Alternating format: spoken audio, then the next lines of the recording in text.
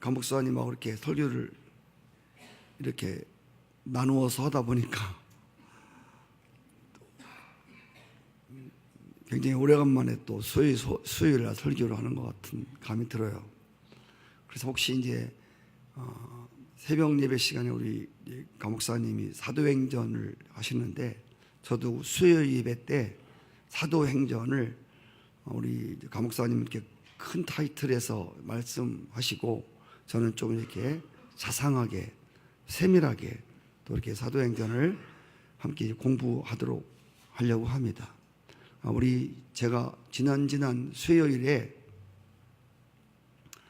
데오빌로라고 하는 누가라고 하는 사람의 처음에는 존경하는 사람으로 시작됐다가 결국은 데오빌로요 하면서 친구처럼 이렇게 가까운 사이가 된 데오빌로. 사실 여기 데오빌로라는 사람은 어떤 일정한 사람이지만 우리 모든 사람들을 가리켜 예수 그리스도 안에서 한 가족이 된 모든 사람들에게 주시는 그러한 이름이라고 저는 생각을 합니다.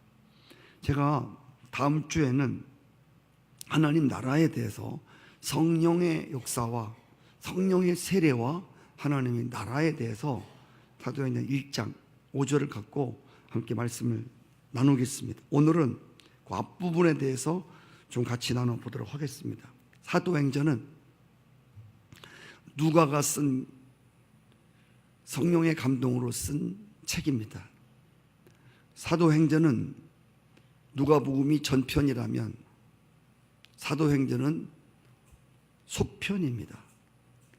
우리가 전편만 보고서 이렇다 저렇다 말할 수 없듯이 경기를 보아도 후반전까지 다 본 다음에 최종 결정이 나오듯이 전편만 보아서 복음서만 보아서는 하나님께서 예수님이 하나님 나라 확장을 어떻게 갈 것인가에 대해서 잘 알 수가 없어요.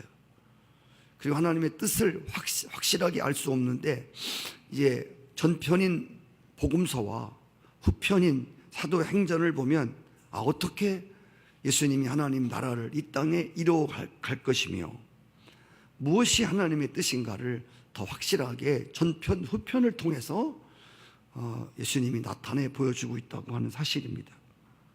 사도행전은 지금까지 생기를 잃고 묵은 고목나무처럼 종교의식으로 치리하던 그런 생명 없는 이런 신앙생활에서 성령의 역사로 말미암아 또 생명이 넘치는 새로운 교회사를 써내려가고 있는 책이라고 할 수 있습니다. 신앙생활이라고 하는 것은 예수 그리스도 안에서 성령으로 말미암아 이전 것은 지나가고 매일매일 새로운 피조물로 거듭나는 삶입니다.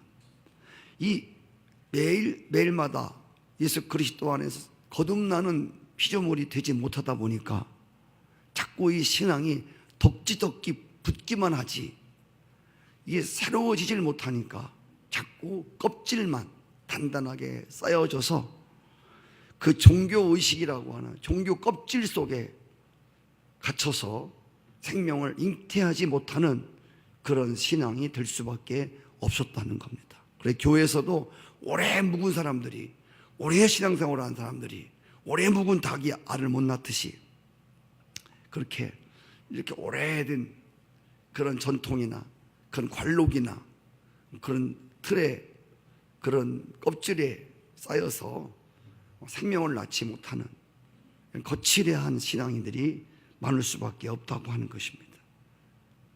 매일매일 새로운 피조물로 거듭나져서 오래 믿을수록 더 성화된, 그래서 하나님 앞에 영화를 사모하는 그런 단계까지 계속 성장해 가야 한다는 것입니다. 오늘 사도행전 서두가 이렇게 시작합니다. 예수님의 가르치시기를 시작한 때부터 승천할 때까지 이를 내가 먼저 쓴 글에 기록했다. 먼저 쓴 글이라고 하는 건 누가복음을 가리키는 것입니다. 누가복음에는 뭘 썼다고? 예수께서 가르치시기를 시작한 때부터 승천할 때까지 일을 기록해 놓았다. 이건 뭘 말하냐면 예수님의 공생의 사역을 의미하는 것입니다. 사도행전 서두에 이렇게 시작한 것은 예수님의 공생의 사역과 예수님의 탄생과 그분이 승천할 때까지 일을 기록해 놓았습니다. 그래서 예수님의 사역과 승천으로 모든 게 끝나는 것이 아니라 누가복음이 사도행전으로 이어지듯이 주님의 사역이 계속적으로 이어져 가고 있음을 말해주고 있습니다. 다시 말하면 이제 주님께서 이 땅에서 친히 사람의 몸을 입으시고 하나님 나라의 복음을 전파하셨다는 이 사역이 이제는 예수님이 승천하심으로 그런 사역의 막이 내리고 성령의 새로운 시대가 열려지는, 아시는 대로 예수님이 이 땅에 육체를 입으시고 있었을 때는 주로 이스라엘이라고 하는 한정된 지역에 계셨습니다. 그래서 그분이 내가 세상 끝날까지 너희와 항상 함께 있겠다. 한국에 있는 사람과는 함께 할 수 없어요. 이스라엘에 계신 하나님 예수님이 어떻게 우리와 함께 하시겠습니까? 이런 말씀을 성취하시려고, 그리고 모든 믿는 사람들에게 당신의 영으로 영원히 함께 동행하시기 위해서 예수님이 육신이 영화되어서 승천하시고 새로운 성령의 시대가 이제 개막되었다고 하는 것입니다. 예수님께서 이 땅에서 3년 동안 계시면서 가르치시고 그리고 십자가에 죽으시고 부활하시고 승천하심은 예수님의 사역의 종결이 아니라 세상 만민을 구원하기 위해서, 세상 만민을 구원하기 위한 새로운 시작에 불과했다는 것입니다. 여기서 굉장히 중요합니다. 예수님의 승천은 성령 시대가 열리면서 세상 만민을 구원하고자 하는 새로운 시대의 개막을 알리는 것이었다. 끝이 아니라, 예수님의 죽음이 끝이 아니고 그 다음에 부활 시대가 있었고 부활하시는 것이 끝이 아니고 예수님이 승천하시고 승천함이 끝이 아니라 다시 성령의 시대를 열어서 만민이 구원을 받게 되어지는 이러한 일들이 있다고 하는 것입니다. 여러분, 예수님께서 이 땅에 오셔서 공생애 동안 30살서부터 33살까지 3년 동안 그분의 공생애의 사역은 이 땅에 온 어떤 사람도, 이 땅에 온 어떤 인간이라도 지금까지 그 누구도 흉내낼 수 없었던 대단하고 정말 엄청난 일을 많이 하셨습니다. 죽은 자가 막 살아나고, 그렇죠? 저주의 문둥병자가 막 살아나고 별의별 일들이 다 일어났습니다. 그렇게 지금까지 이 땅에 오셔서 놀라운 엄청난 일을 단행했던 그 어떤 인간도 없었습니다. 하나님의 아들 예수께서 공생애 동안에 엄청난 일을 일으키심을 우리는 복음서에서 잘 나타내 보이고 있었습니다. 그런데 자꾸 말씀드리는 것은 이런 일들은 예수님의 이 놀라운 수많은 엄청난 놀라운 사건들은 새로운 일을 위한, 이제는 새로운 일을 위한 시작일 뿐이라고 하는 것입니다. 오늘 제가 점심 먹으면서 우리 테니스 선수 정현이라고 하는 선수가 새로운 역사를 썼습니다. 호주 오픈 테니스 경기에서 우리나라에서 한 번도 올라가 볼 수 없는, 다음 금요일 날 4강에까지 올라갔어요. 기적적인 일이 일어났습니다. 이 기라성 같은 그런 테니스 선수들은 그냥 3대0으로 다 물리쳐버리고, 오늘 그래서 아마 그 다음 금요일 날 이제 4강이 열리는데 지금까지 테니스 역사에 4강까지 올라온 사람이 아무도 없었어요. 그거를 보면서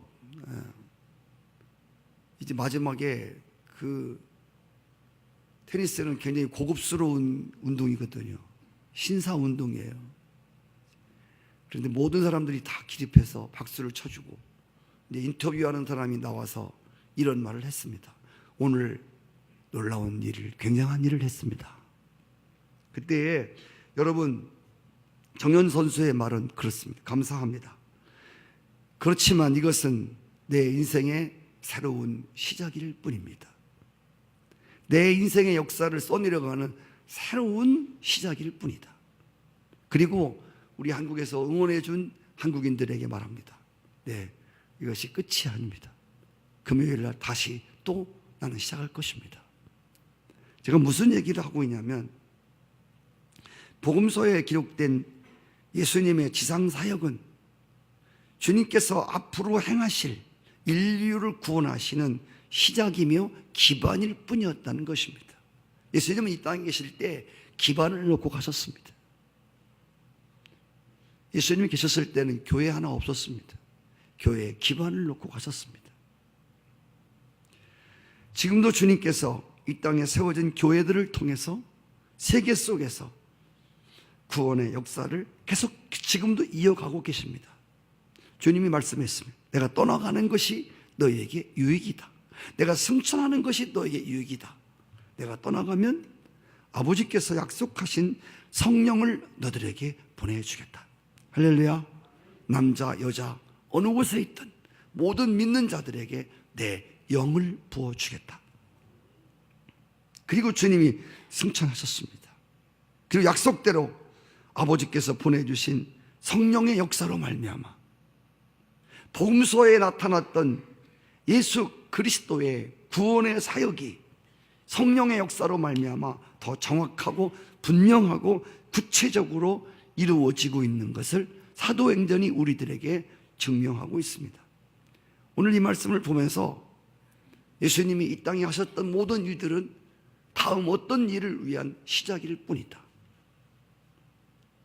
놀라운 신화를 이루어내고도 이거는 내 역사의 시작일 뿐이다. 내 역사를 새롭게 써내려가는 하나의 시작일 뿐이지.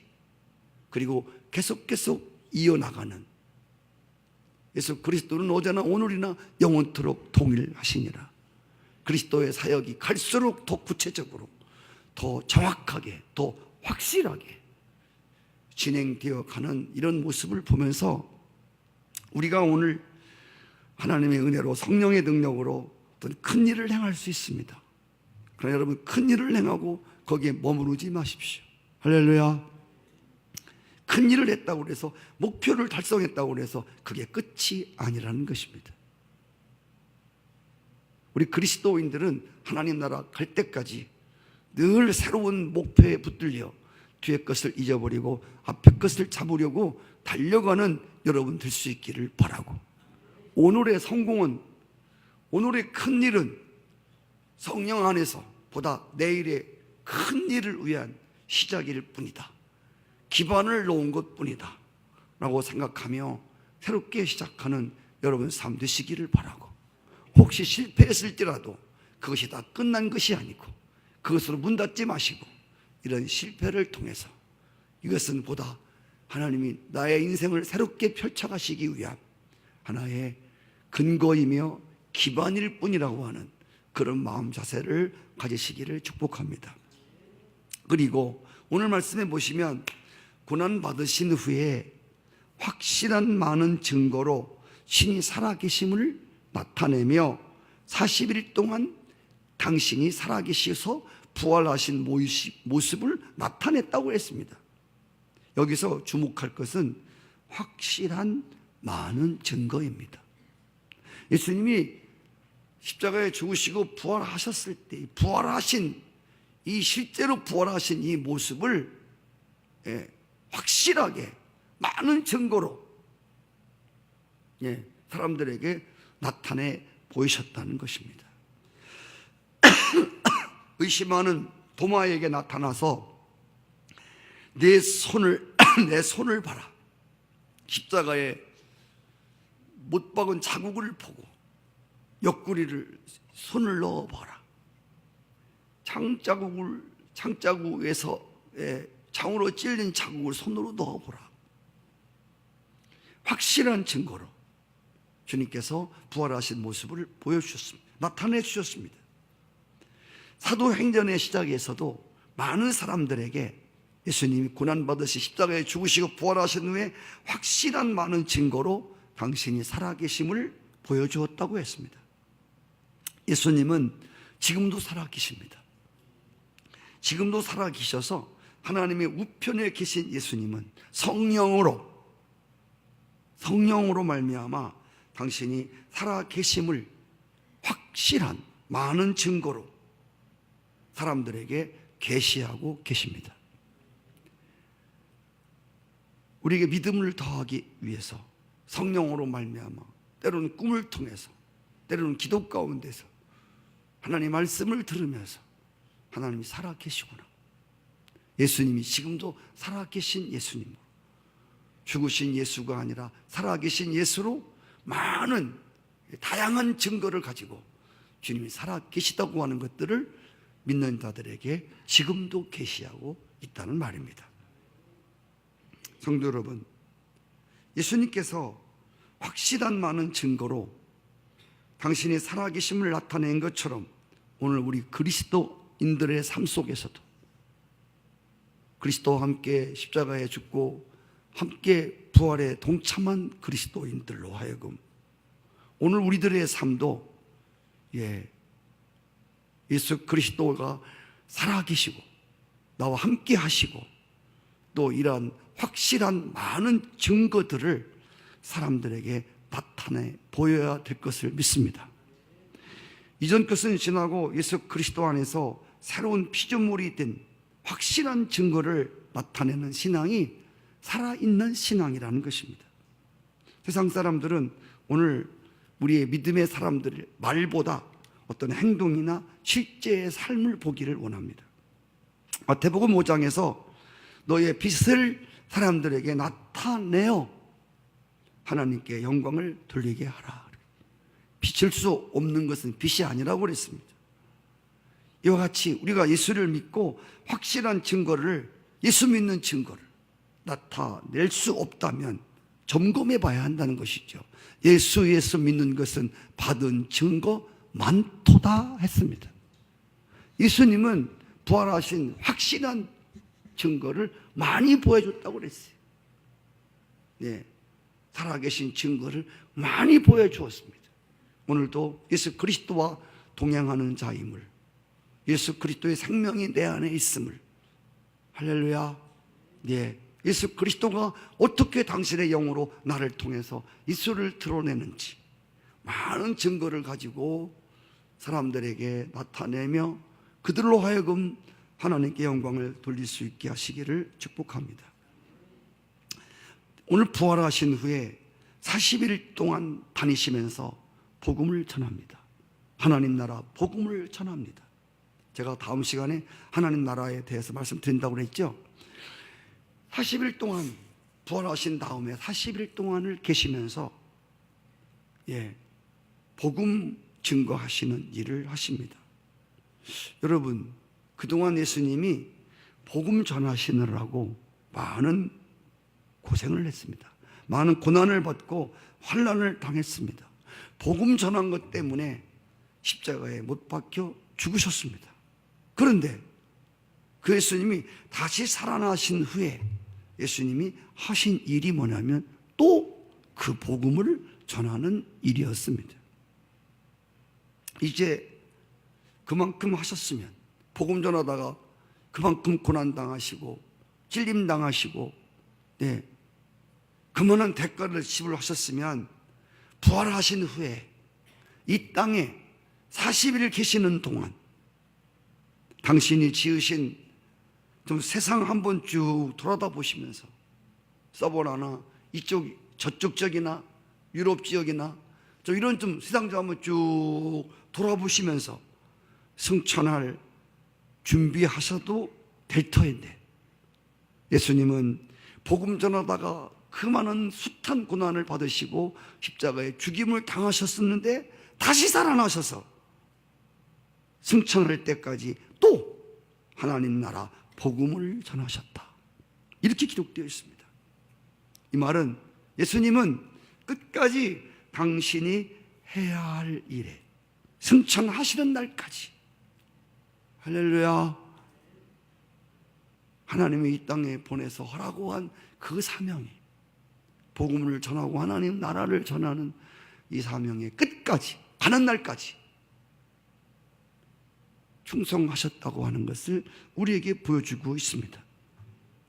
사도 바울은 예루살렘으로 올라가면서 거기서 결박과 죽음이 나를 기다린다고 하지만 하나님으로부터 받은 사명, 곧 복음을 증거함에 있어서 나의 생명을 조금도 귀한 것으로 여기지 않는다.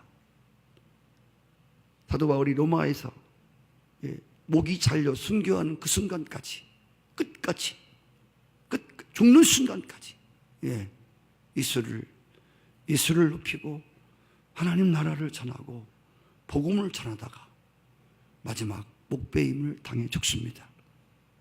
여러분, 1966년 9월 2일에 이 땅에 최초의 외국인 순교자가 나옵니다. 아시는 대로 그분은 영국에서 파송한 토마스라고 하는 선교사입니다. 그가 타고 온 배들이 폭격을 맞아가지고 이제 그가 탄 배가 화염에 쌓이게 되자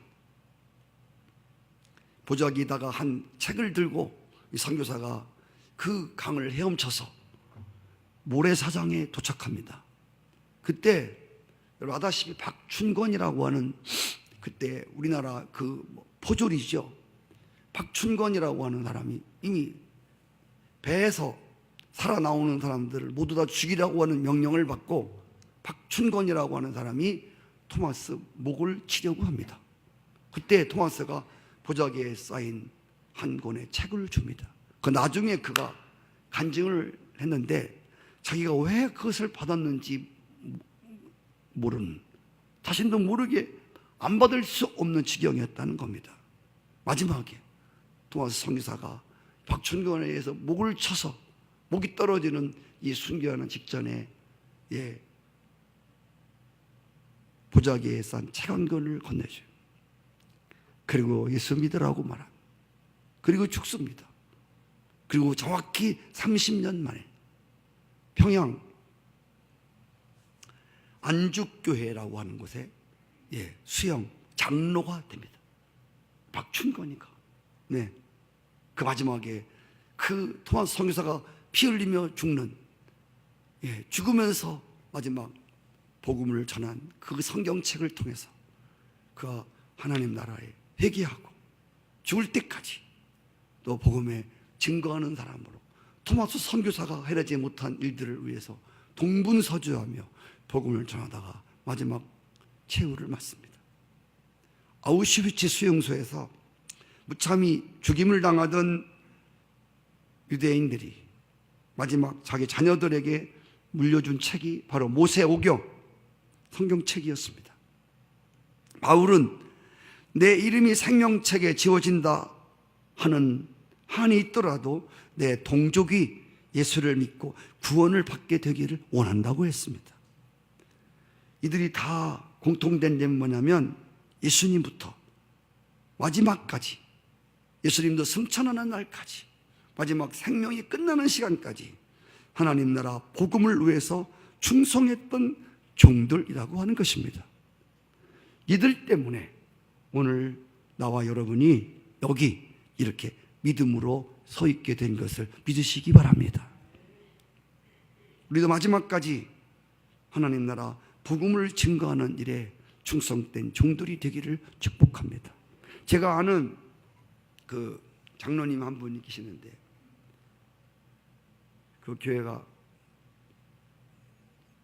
평화교회인가요? 저쪽에 있는 교회. 제가 아시는 장로님이시. 그분이 갑자기 돌아가셨어요. 그런데 돌아가시기 전에 식구들을 다 불러 모아놓고 아들, 딸들을 불러놓고 엉터리 신앙생활을 하는 그들에게 갑자기 기운도 없는 분이 벌떡 일어나가지고 막 호통을 치면서 회개하라. 회개하라. 그렇게 엉터리로 예수님께서 천국 가겠냐고. 그러면서 마지막 죽는 순간에 죽을 힘을 다해 일어나서 온 식구들에게 하나하나 전부 다 예수 믿으라고. 예수 믿되 정말 잘 믿으라고. 네. 그리고서 그날 장로님이 세상을 떠나십니다. 지금 그 후손들이 잘 믿나 안 믿나는 모르겠지만 중요한 것은 죽는 순간에, 어떤 목사님은 죽는 순간에 암으로 너무 아프니까 아파 죽겠네, 예수가 이게 어디 있어, 이렇게 하고 죽었다고. 숨을 거두는 순간에도 식구들 앞에서 마지막 하나님 나라를 전하고 마지막 복음을 전하고, 그리고 여러분 할렐루야. 그래서 여러분의 끝이 아니고 또 새로운 복음의 싹이 나서 하나님 나라의 새로운 시작으로 연결되어지는 그런 마지막까지 충성하는 여러분 되실 수 있기를 축복합니다. 오늘 말씀에 보면 고난받으신 후에라는 말이 있습니다. 고난받으신 후에, 네. 이거는 옛날 성경에는 해 받으신 후 이렇게 되어 있습니다. 여러분, 주님께서 고난받으시고 죽으신 곳이 바로 예루살렘이라는 곳입니다. 우리가 어떤 장소에서 고난을 극심히 받았다면 더 이상 그곳에 머물고 싶지 않을 겁니다. 저도 이제 군대 생활을 저는 나름대로 좀 편하게 했습니다만은, 그래도 남자들은 군대 생활이 너무 지겨워서, 마지막 전역할 때에 뒤도 안 돌아다보는, 뒤도 보기 싫은, 그리고서 이제 전역을 하게 된다는 말이 있습니다. 내가 어떤 곳에서 고생을 많이 했다면 더 이상 여러분 그 고생한 곳에 더 이상 머물고 싶지 않습니다. 빨리 떠나고 싶고 자신에게 해를 준 그 사람들을 상대하고 싶지 않을 겁니다. 아니면 복수라도 하고 싶을 겁니다. 그런데 예수님은 또 그들을 찾아가서, 고난받으신 후에 또 그들을 찾아가서 아까 말씀드린 대로 은혜의 복음을 전하고 계시단 말입니다. 우리가 신앙생활을 하다 보면 이렇게 상처를 받고 우리에게도 고난이 올 수 있고 고통이 올 수 있습니다. 때로는 오해받는 일도 있고 억울한 경우도 있습니다. 쓸데없이 남들에게 시기와 질투를 받을 때도 있습니다. 이런 때 열심히 일하던 사람들이 시험이 올 수 있습니다. 하던 일도 그만두고 싶고 이제 그 사람과 철천지 원수가 되어서 미워하며 죽이고 싶은 마음을 갖고 살 수 있습니다. 그러나 주님께서 우리에게 보여주신 것처럼 자신에게 해를 주었던, 자신에게 고난을 주었던 바로 그곳 사람들에게 복받으라고 복음을 전해주고 있는 모습.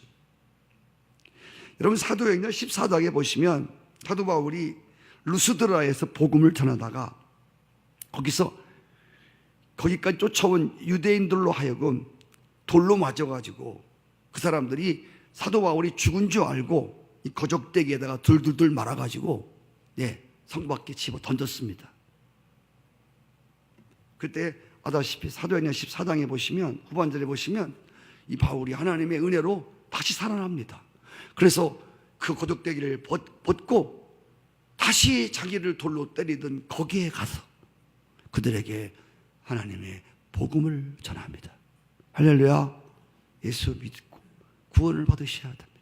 예수 그리스도의 십자가가 여러분들 때문에 그분이 고난을 받으셨습니다. 그리고 부활하셨습니다. 라고 사도 바울이 그 장소에 가서, 자기를 때려 죽이던 그 장소에 가서 그들에게 복을 빌며 은혜의 복음을 전하더라, 그 말입니다. 이게 무슨 모습이냐면 바로 악으로 선을 갚는 그리스도인들의 승리의 삶을 말해 주는 것입니다. 이로 인해서 여러분, 루스드라에서 믿는 사람들이 더 많이 생기게 되었더라. 할렐루야. 마지막으로 오늘 예루살렘을 떠나지 말라는 이야기를 하고 마치도록 하겠습니다. 예루살렘을 떠나지 말라. 주님이 제자들을 따로 부르셨습니다. 부르셔서 예루살렘을 떠나지 말라. 이 말은 무슨 말이냐면, 아마도 제자들은 주님이 십자가에 자기를 못 박은 장본인들이 진치고 있는 예루살렘에 더 이상 머물고 싶지 않았을 것입니다. 또 예수님도 죽였는데, 또 예수 믿던, 예수를 따르던 자신들에게 예수를 따른 것 때문에 어떤 다른 불이익이 올지 모르기 때문에 빨리라도 예루살렘을 떠나고 싶었을 것입니다. 여튼 거기에 더 이상 머물고 싶지 않은 장소였습니다. 그런데 주님이 나타나서, 부활하신 주님이 그 제자들에게, 떠나려고 하는 그들에게 말하기를 예루살렘을 떠나지 말라. 할렐루야. 예루살렘을 떠나지 말라. 앞으로 어떤 일이 있을 것이다. 네. 우리는 앞으로 있을 일을 모르잖아요. 그래서 우리가 어렵고 힘들면 그 장소를 피하고 싶잖아요. 근데 예수님은 예루살렘을 떠나지 말아라. 지금 거기에 고난이 있고, 지금 거기에 어려움이 있을지라도 앞으로 어떤 일이 있을 것이다. 이 고난을 영광으로, 하나님의 놀라운 역사로 바꿔놓는 어떤 앞으로의 일이 있을 것이다. 그래서 떠나지 말라는 거예요. 앞으로 있을 일이 뭡니까? 아버지 약속하신 성령을 받게 되어진, 할렐루야. 아버지가 약속하신 성령을 받게 되어진 이 사건. 근데 왜 하필이면 그것을 예루살렘에서 하시냐고. 가장 아까 말씀드린 대로 여기 예루살렘이라고 하는 것, 예루살렘을 떠나지 말라고, 여기 예루살렘이라고 하는 것은 아직도 죽음의 위협과 두려움이 서려 있는 곳, 아직도 원수들이 보기 싫은, 아주 그냥 얼굴도 보기 싫은 원수들이 우글우글 대는 곳이 예루살렘입니다. 여러분, 어떤 사람이 죽음의 위협이 있고 죽음의 두려움이, 그리고 원수들이 득실거리는 그곳에 머물고 싶겠습니까? 네, 다른 의미로서는, 다른 의미로 예루살렘이라고 하는 것은 예배하는 자리, 기도의 자리, 은혜를 받는 자리. 저는 이렇게 영적으로 해석하고 싶습니다. 예루살렘, 하나님의 임재가 있는 자리. 할렐루야. 지금이야 이가봇되어 하나님의 영광이 떠났지만 다시 예루살렘을 다시 하나님이 회복할 그 자리를 떠나지 말라는 거예요.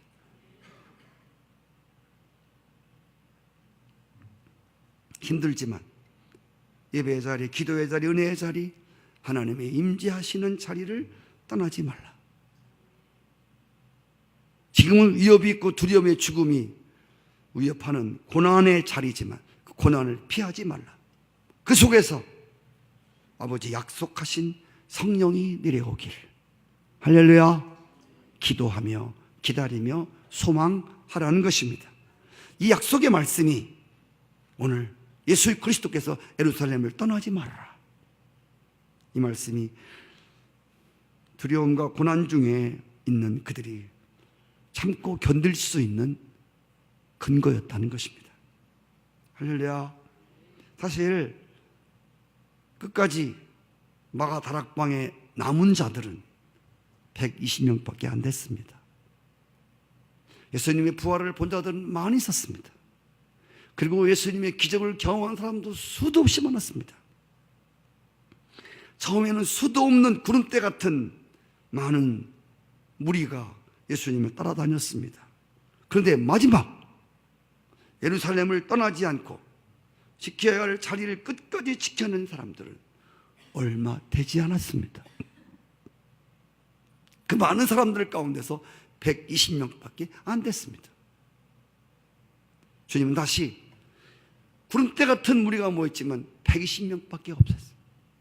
네. 주님은 다시 그 120명을 통해서 약속한 성령을 부어주심으로 새로운 교회의 시작을 알리고, 그리고 하나님 나라가 계속해서 확장되어가는 그 놀라운 일들을 행하여 주십니다. 사도행전 후 많은 시간이 지났습니다. 지금도 지금도 이 약속은 저는 유효하다고 봅니다. 할렐루야. 예루살렘, 하나님의 임재하는 기도의 자리를 떠나지 말고 하나님 임재를 경험하는 예배의 자리를 떠나지 말고, 할렐루야. 성경에 보면 성령은 순종하는 자에게 임했습니다. 회개하는 자들에게 임했습니다.